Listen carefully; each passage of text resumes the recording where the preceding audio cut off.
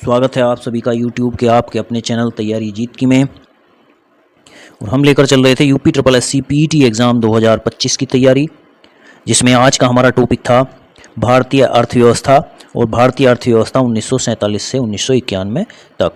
और इसके संबंधित जो टॉपिक आज का हमारा है मुख्य, वो है बैंकों का राष्ट्रीयकरण तथा सुधार। इससे पहले हमने कई टॉपिक कवर कर लिए हैं, तो साथियों शुरू करते हैं बैंकों का राष्ट्रीयकरण तथा सुधार, जिसका क्वेश्चन नंबर वन है, मुद्रा स्वयं का निर्माण करती है, यह परिभाषा प्रस्तुत की किसने की? मार्शल, क्राउथर, क्राउमर या हैंसन ने? तो ये परिभाषा प्रस्तुत की है क्राउमर ने। Option C is right answer. Next है क्वेश्चन नंबर दो है, ग्रेशम का नियम किससे संबंधित है? उपभोग एवं मांग, आपूर्ति एवं मांग, मुद्रा के प्रचलन या घाटे की अर्थव्यवस्था? तो ये संबंधित है मुद्रा के प्रचलन से संबंधित है। नेक्स्ट है क्वेश्चन नंबर तीन है, निम्न में से कौन मुद्रा का कार्य नहीं है? मूल्य का मापन, मूल्य का हस्तांतरण, मूल्य का संचय या मूल्य का स्थिरीकरण? तो ये नहीं है हमारा मूल्य का स्थिरीकरण। ऑप्शन डी सही है। नेक्स्ट क्वेश्चन नंबर चार है, ऐसी विदेशी मुद्रा जिसमें शीघ्र पलायन कर जाने की प्रवृत्ति हो, वह क्या कहलाती है? दुर्लभ मुद्रा, सुलभ मुद्रा, स्वर्ण मुद्रा या गर्म मुद्रा? तो ये कहलाती है गर्म मुद्रा। ऑप्शन डी सही है। नेक्स्ट क्वेश्चन नंबर पाँच है, किन देशों की मुद्रा प्राय हार्ड करेंसी होती है? विकासशील देशों की, विकसित देशों की, अर्धविकसित देशों की या अल्प विकसित देशों की? तो ये होती है हमारी विकसित देशों की जो मुद्रा है वो हार्ड करेंसी होती है। ऑप्शन बी इसका सही है। नेक्स्ट है क्वेश्चन नंबर छः है, भारत की विधिग्राह मुद्रा कौन सी है? यूरो, रुपया, डॉलर, पाउंड स्टर्लिंग? तो ये हमारी जो मुद्रा है वो जो है वो रुपया है। नेक्स्ट है क्वेश्चन नंबर सात है, कौन मुद्रा आपूर्ति नियंत्रण में सहायक नहीं है? मुद्रा मुक्त बाजार नीति, मुद्रा आरक्षित अनुपात, बैंक दर नीति या मार्जिन आवश्यकता में परिवर्तन? तो ये हमारा मुक्त बाजार नीति जो है वो सहायक नहीं है मुद्रा आपूर्ति नियंत्रण में। नेक्स्ट क्वेश्चन नंबर आठ है, वह अवस्था जिसमें मुद्रा का मूल्य नीचे गिर जाता है और कीमतें बढ़ जाती हैं कहलाती है? मुद्रास्फीति, मुद्रा अविस्फीति, रिसेशन या एमेटाइजेशन? तो ये कहलाती है हमारी मुद्रास्फीति। नेक्स्ट क्वेश्चन नंबर 9 है, अर्थव्यवस्था की वैसी स्थिति जिसमें मुद्रास्फीति का साथ मंदी की स्थिति होती है कहलाती है? इन्फ्लेक्शन, स्टैगफ्लेशन, एमेटाइजेशन या रिफ्लेक्शन? तो ये कहलाती है हमारी स्टैगफ्लेशन। क्वेश्चन नंबर 10 है, मुद्रास्फीति से बाजार की वस्तुएं सस्ती हो जाती हैं, महंगी हो जाती हैं, बिल्कुल नहीं मिलती हैं या प्रचुरता से मिलती हैं? तो ये हमारा जो है महंगी हो जाती हैं जब मुद्रास्फीति बढ़ जाती है। नेक्स्ट क्वेश्चन नंबर 11 है, लगातार बढ़ती कीमतों की प्रक्रिया होती है? मंदी, अति उत्पादन, मुद्रास्फीति या मुद्रा अविस्फीति? तो ये होती है हमारी मुद्रास्फीति। नेक्स्ट क्वेश्चन नंबर 12 है, वह वर्ग कौन है जिसको मुद्रास्फीति के कारण सबसे अधिक हानि होती है? देनदार, लेनदार, व्यापारी वर्ग या वास्तविक परिसंपत्तियों के धारक? तो ये होता है हमारा देनदार वर्ग। नेक्स्ट क्वेश्चन नंबर 13 है, मुद्रास्फीति से लाभान्वित होता है बचतकर्ता, ऋणदाता, ऋणी या पेंशन प्राप्त करता? तो ये होता है हमारा ऋणी। नेक्स्ट क्वेश्चन नंबर 14 है, मुद्रास्फीति की उच्च दर और बेरोजगारी की उच्च दर की एक साथ उपस्थिति को क्या कहते हैं? गतिरोध, स्टैगफ्लेशन, चलस्फीति या अविस्फीति? तो ये कहलाती है हमारी स्टैगफ्लेशन। नेक्स्ट क्वेश्चन नंबर 15 है, मुद्रास्फीति को इनमें से किसके द्वारा रोका जा सकता है? बचत का बजट, प्रत्यक्ष कराधान में वृद्धि, सरकारी व्यय में कटौती या इनमें से सभी? तो ये ऑप्शन डी सही है। ये सभी उपाय करके जो है मुद्रास्फीति को रोका जा सकता है। नेक्स्ट क्वेश्चन नंबर 16 है, कौन मुद्रास्फीति के नियंत्रण की विधि नहीं है? कौन सी? मांग पर नियंत्रण, मुद्रा की पूर्ति पर नियंत्रण, ब्याज दर में कमी, वस्तुओं की राशनिंग? तो ब्याज दर में कमी ये विधि नहीं है। नेक्स्ट क्वेश्चन नंबर 17, भारत में मुद्रास्फीति ज्ञात करने के लिए किसका प्रयोग किया जाता है? उपभोक्ता मूल्य सूचकांक, उत्पादक मूल्य सूचकांक, थोक मूल्य सूचकांक या इनमें से कोई भी नहीं। तो ये किया जाता है भारत में थोक मूल्य सूचकांक का प्रयोग किया जाता है। Next question number 18। Question number 18 है मुद्रा आपूर्ति की सर्वाधिक तरल माप है M1, M2, M3 या M4? तो ये है हमारी M1।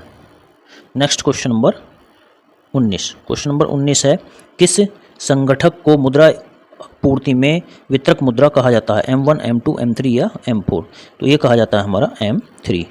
नेक्स्ट है क्वेश्चन नंबर 20। क्वेश्चन नंबर 20 है मुद्रा आपूर्ति की माप M3 में किसे सम्मिलित नहीं किया जाता है? जनता के पास नगद मुद्रा, डाकखानों की मांग जमा, बैंकों की मांग जमा या बैंकों सावधि जमा?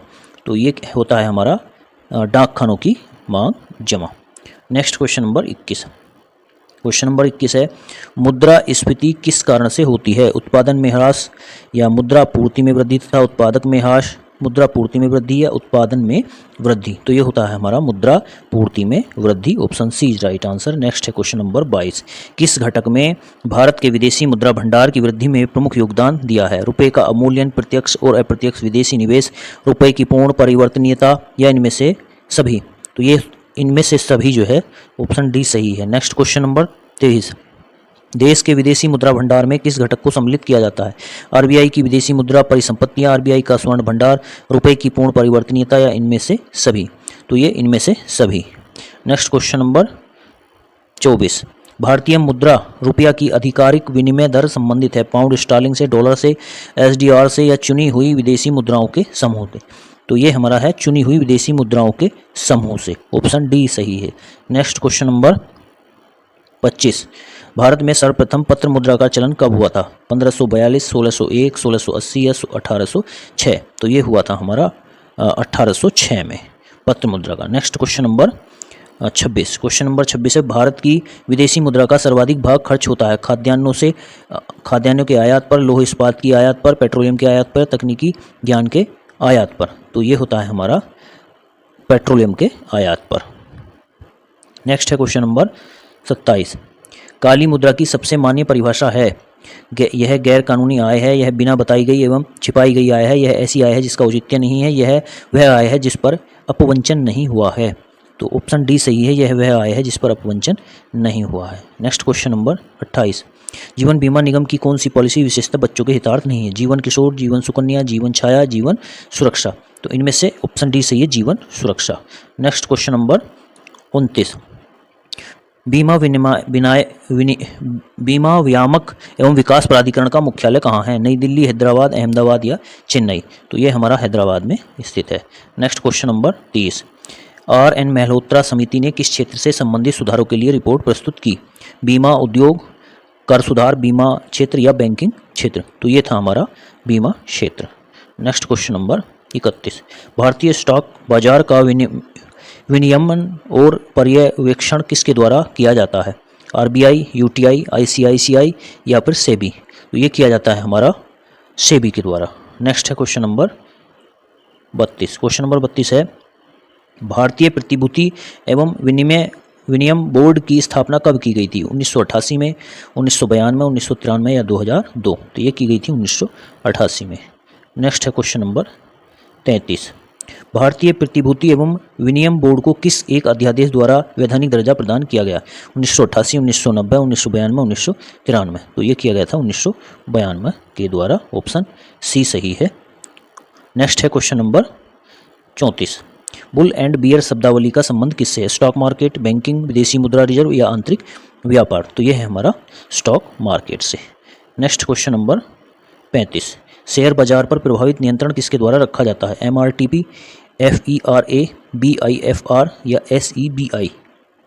तो ये रखा जाता है हमारा SEBI, सेबी के द्वारा। Next question number 36। भारत में मान्यता प्राप्त स्टॉक एक्सचेंज की संख्या कितनी है? 10, 16, 23 या 24? तो भारत में मान्यता प्राप्त स्टॉक एक्सचेंज की संख्या है 23। नेक्स्ट है question number 37।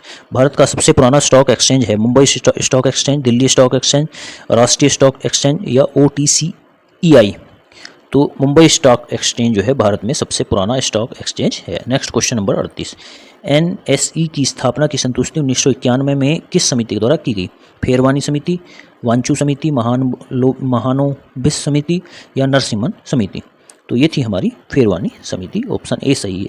Next question number 39, Mumbai stock exchange का संवेदी शेयर मूल्य सूचकांक कितनी कंपनियों के शेयर मूल्यों पर आधारित है? 15, 30, 60 या 100? तो ये है हमारा 30 कंपनियों के मूल्य पर आधारित। नेक्स्ट क्वेश्चन नंबर 40, निफ्टी में किस शेयर बाजार का मूल्य सूचकांक है? NSE, BSE, CSE या DSC? तो ये हमारा इसमें NSE का मूल्य सूचकांक है। तो इस तरह से हमने 40 महत्वपूर्ण प्रश्नों की जो सीरीज है वो कंप्लीट कर ली है। और अब बारी है हमारी आज के प्रश्न की। आज का प्रश्न है, मुंबई स्टॉक एक्सचेंज की स्थापना कब हुई? 1855, 1861, 1875 या 1885? 4 ऑप्शन दिए गए हैं और 4 ऑप्शन में से कौन सा ऑप्शन सही है उसको उत्तर को कमेंट बॉक्स में कमेंट करके उत्तर बताना है, कौन सा ऑप्शन सही है। और कल जो प्रश्न पूछा गया था, अब बारी उसकी, प्रश्न पूछा गया था कल के टॉपिक से, उत्तर प्रदेश में दूध की प्रति व्यक्ति दैनिक उपलब्धता कितनी है? तो उत्तर प्रदेश में दैनिक जो उपलब्धता है एक व्यक्ति पर कितनी बनती है? 4 ऑप्शन दिए गए थे और 4 ऑप्शन में से 204 ग्राम, 217 ग्राम, 471 ग्राम या 322 ग्राम। इन 4 ऑप्शन में से कोई एक ऑप्शन सही था। तो जो दैनिक उपलब्धता उत्तर प्रदेश में बनती है वो 471 ग्राम की बनती है। ऑप्शन सी सही था। तो इस तरह से जो है ये आज का टॉपिक पूरी तरह से कंप्लीट हो जाता है। और आप चैनल को देखते रहिए, सब्सक्राइब कर लीजिए यदि नहीं किया है तो, और अपने मित्रों को शेयर करते रहिए। थैंक यू, जय हिंद, धन्यवाद।